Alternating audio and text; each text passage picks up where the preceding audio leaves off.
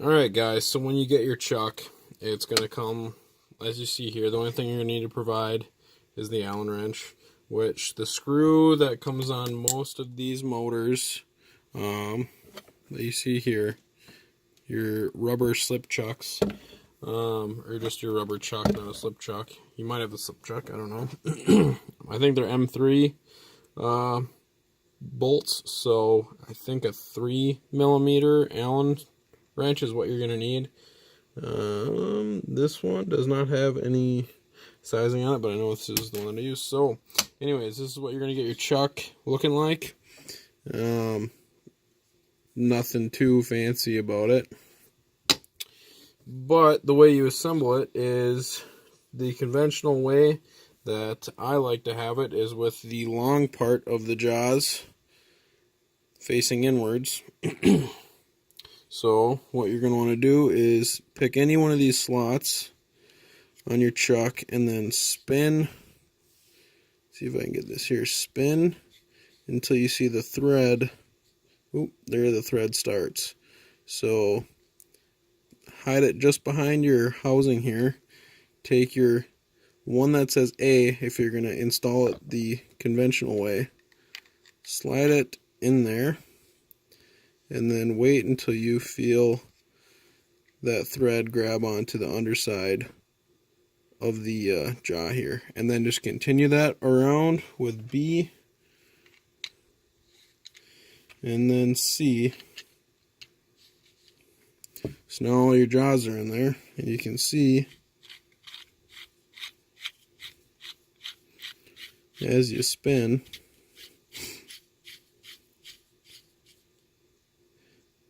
they meet up in the middle there.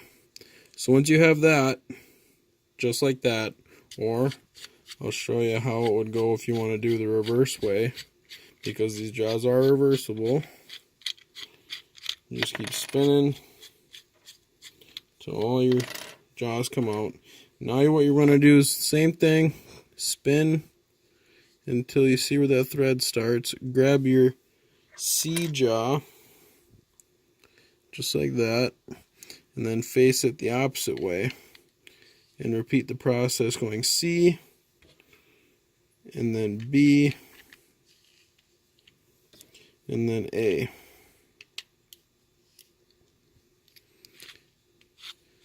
And we'll spin, spin, spin.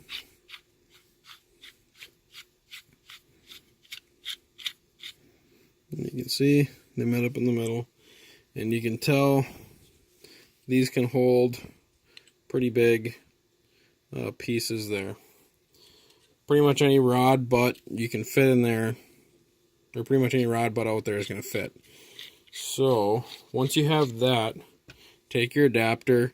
Now I try and thread these through on every single one before I send it out, so it should be fairly easy to thread in. But I suggest you thread the adapter into the housing.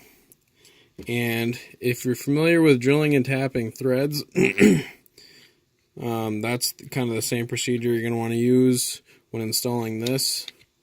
If it gets tight, you just tighten up a little bit, then back it off a quarter turn, continue tightening a little bit, back it off a quarter turn, and do that until it is well and seated. That lip isn't going to be under the housing, but it's almost going to be flush.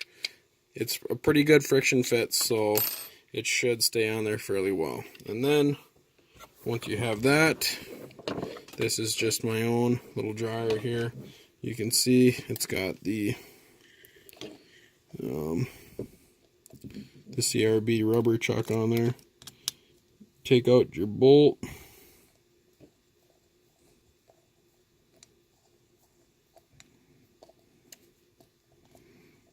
All the way. And you're going to reuse that bolt that you put in your rubber chuck. Throw that in the scrap pile. And then line up the holes Put the screw back in, and it should go in pretty snugly.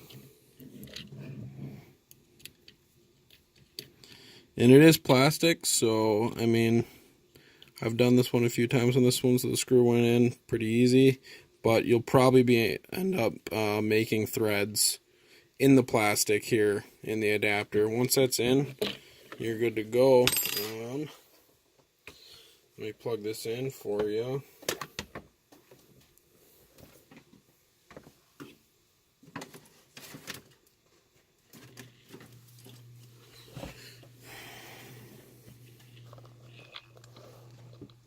So you can see she runs pretty true.